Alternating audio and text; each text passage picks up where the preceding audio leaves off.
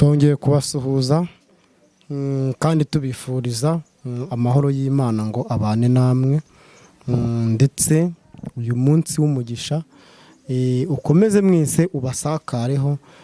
Niba bitameze neza uyu munsi, ejo bizaba bimeze neza. Ntiwihebe kuko Imana yakuremye ifite impamvu ibintu byose biba, kandi biba ibishaka bikanaba ibireba, ibifite n'inzira izabinyuzamo. Rero ku bushake bwayo, niyo mpamvu utagomba kwiheba. Uyu munsi waba umeze nabi, ejo ukamera neza, kimwe nuko uyu munsi waba umeze neza, ejo ukamera nabi. Byose ntukabyivovotere, biba ari ububasha bw'Imana ndetse n'ubushake bw'Imana. Kandi igihe cyose Imana igutije, ntuzigire munini, kuko yakugize munini yanakugira mutoya, kuko nta kure itakura umuntu, nta na kure Imana itakugeza. Rero uwo mubona kuri screen zanyu ni wa mumama ubabwiriza ijambo ry'Imana, ijambo ryiza riruhura imitima ya benshi. Rero tudatinze, reka tumuhe ikaze atangire abibwira, ariko nanone nizere ko wakoze subscribe kuri Kubaho Uwiteka TV, kugira ngo ibiganiro byacu byose, ijambo ry'Imana duhora tukugezaho, ujye uba uwa mbere mu kuribona, utiriwe utegereza amarinke. Tudatinze rero, reka tumuhe ikaze atangire abibwira. Muraho? Nitwa Nyiranzabahimana Sophie Christine, ndi umukristo wo mu mutima, nkunda Imana n'abantu. Ubushize twaganiriye ku ijambo ry'Imana ryitwa gusengera Data mu kuri no mu mwuka. Uyu munsi rero nkuzaniye ubuhamya burimo ibyiza byo gusengera Data mu kuri no mu mwuka, n'ibibi byo gusenga udashyikiza umutima ku Mana. Igihe kimwe nazindutse kare ngiye gusenga nibature. Ahantu hari urusengero, hari mu mujyi, hazengurutswe n'insengero 6. Muri icyo gitondo cya 11:00 imihanda yari yuzuye abantu bajya gusenga. Ndabitegereza, ariko ntangira kwibaza mu mutima, nshingiye ku mbaraga nabonaga bakorana, nshingiye ku kwihutaga nabonaga bihuta, nshingiye ku butwari nabonaga bafite, mbaza Uwiteka nawaza nti, ko mbona abantu bose ari beza, abantu bisha abandi bavuye he? Naragiye njya mu rusengero, turasenga turataha. Ariko nimugoroba ngiye gusenga ishengesho, mbere yuko ndyama, numva ijwi rituje rivugiye hafi yanjye, rirambwira riti, nje kugusobanurira ikibazo wambajije. Ndangije ntega amatwi. Ijwi rirambwira riti, utega amatwi, uraza kusubiza ibyo wumvise. Ni yego. Numva ibihonda, numva urusaku rw'inyamaswa, numva urusaku rw'ibiti, numva amahoni y'imodoka, n'ibindi bintu byose byabashaga gutanga amajwi. Ijwi ryarambajije riti, wumvise iki? Nsubiza ko numvise amahoni y'imodoka, numvise amajwi y'ibiti, numvise amajwi y'inyamaswa, n'andi majwi nayo numvise nk'uko nabivuze haruguru. Numva ijwi rivuze, n'ijwi rituje rifite imbaraga, rirambwira riti, uko nguko wumvise ayo majwi, ni nako no mu ijuru babyumva. Yabaza ritese, hari icyifuzo wumvise? Hari ijwi ry'umuntu wumvise? Ndasubiza nti ntaryo. Ngiye kubona ako kanya mbona abagabo babiri, umwe amfata ukuboko kw'ibumoso undi ukw'iburyo, barambwira bati ngwino tujye kukwereka. Mbona tumanuka twerekera ikuzimu. Twaragiye dushyikira ahantu nabonaga ari nko kwa muganga. Mbona abaganga bavura, mbona abarwayi baryamye mu bitaro, mbona abarwayi baje kwivuza bataha, mbona abafite inkomere n'abandi bari bafite ubusembwa bwinshi baje kwa muganga. Ba bagabo bari bakimfashe, umwe ukuboko kw'iburyo undi ukuboko kw'ibumoso. Barambwira bati bari abantu uri kubona bavura, bari abantu uri kubona barwaye, bariya ni abadayimoni. Barambwira bati bamwe ni abantu bapfuye ariko bapfa bari abanyabyaha, abandi ni abadayimoni bamwe bamanukanye na Satani. Barambwira ati rero ziriya nkomere zakomerekejwe n'amashengesho y'abera, abantu basenga by'ukuri, basengera ku isi, barasenze, hanyuma abo badayimoni baje gutera isi bahura n'umuriro w'amashengesho, barashya, barahunga, bamanukira ikuzimu. Hanyuma amashengesho abakurikiranayo, aza gusenya n'imidugudu batahamo.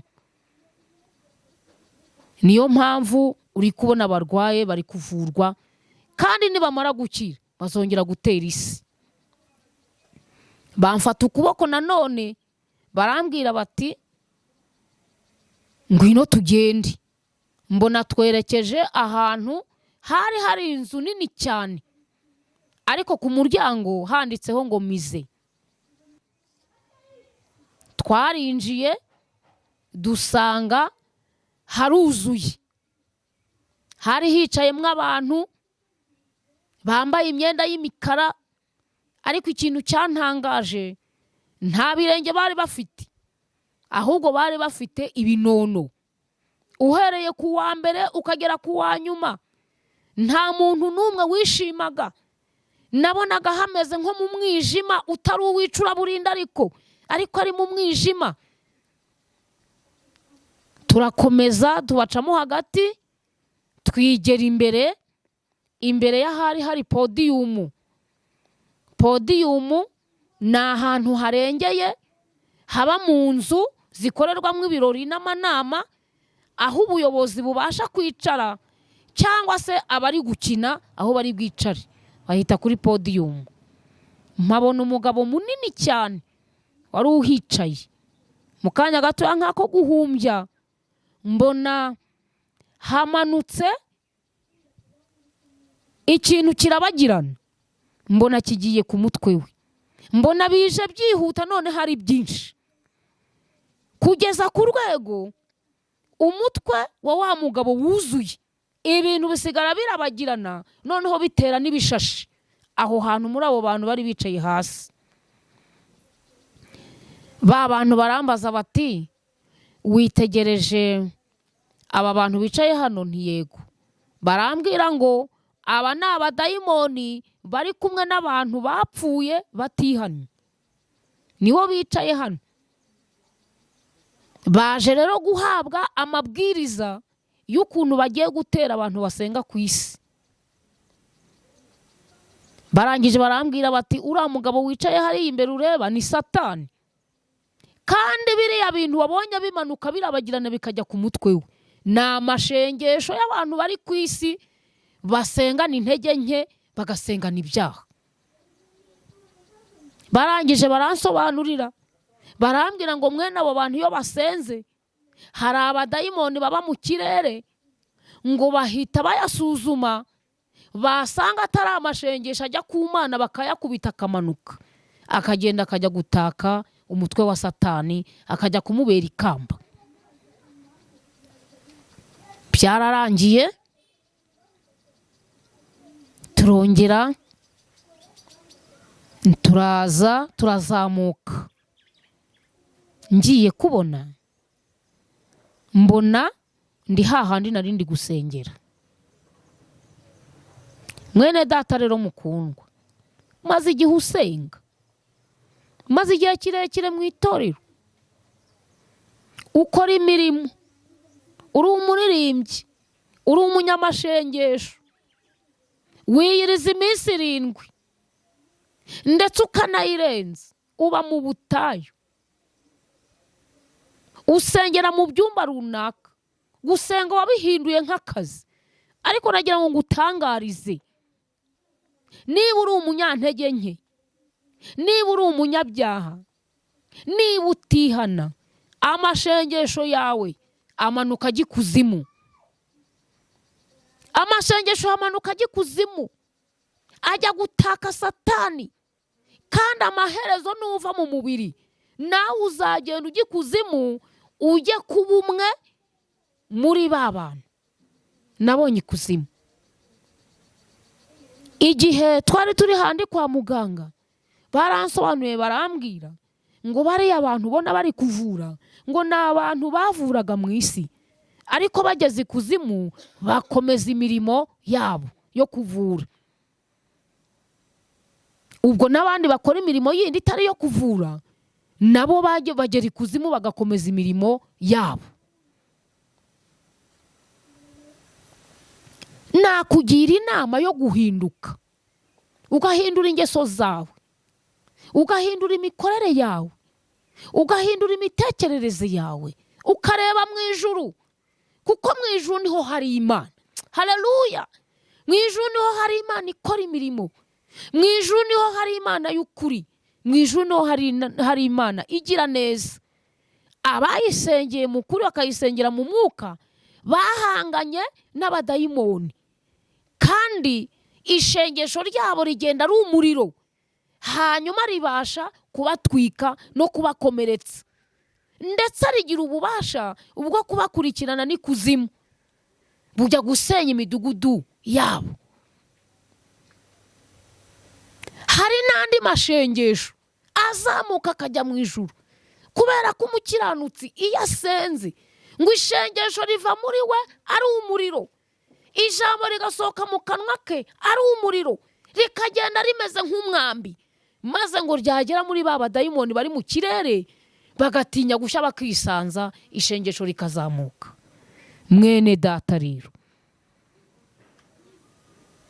nakugira inama nkwinginga ngo ube maso, kubera ko Imana dukorera ntago ari umuntu, ntabwo irya ruswa, nta nubwo igirwa inama. Imana ni inyakuri. Igihe kizagera umuntu wese ajya kumurika imirimo yakoze akiri muzima. Abo ngabo rero bazaza bavuga bati twarasengaga mu izina ryawe, twarahanuraga, twararirimbaga, ariko Yesu ngo azaberurira ababwira ati mwumve imbere mwa nkozi z'ibi bimwe, sinigeze kubamenya. Murakoze cyane, abari hafi, abari kure, bakunzi ba Kubaha Uwiteka TV, n'abandi bazajya batwumva hanyuma, ndabasaba kandi ndabinginga ngo mwe gukorera imirimo yanyu kuzapfa ubusa, ahubwo mutunganye ubugingo bwanyu kugira ngo amazina yanyu yandikwe mu gitabo cy'ubugingo, kuko izina ryawe niba ryanditse mu gitabo cy'ubugingo, n'imirimo yose uzakora nayo izandikwa mu gitabo cy'ubugingo. Ku iherezo rya byose uzabihemberwa. Haleluya! Uzabihemberwa. Mu buhamya natamukiza ubushize nababwiye ko Imana yanyeretse ahantu imyuka y'abera irindirwa. Imana yanyeretse abantu bakirijwe neza mu isi uko bagaragara, ko ari inyenyeri zaka neza, kandi nyereka ba bandi bishushanya mu itorero ko ari inyenyeri zitukura, bagaragara yuko ari ntacyo bamaze mu itorero. Uko bagaragara yuko ari ntacyo bamaze mu itorero, niko n'Imana ubwayo itabemera. Gerageza we gutigishya, kandi Imana ikugirire neza. Hanyuma nusenga ujye ukora umushinga, umenye ko uri kubwira Data wa twese mwiza kandi ko iherezo ry'amashengesho ari ukuzajya kubana na Yesu mu ijuru. Mwakira ijambo ry'Imana. Amen.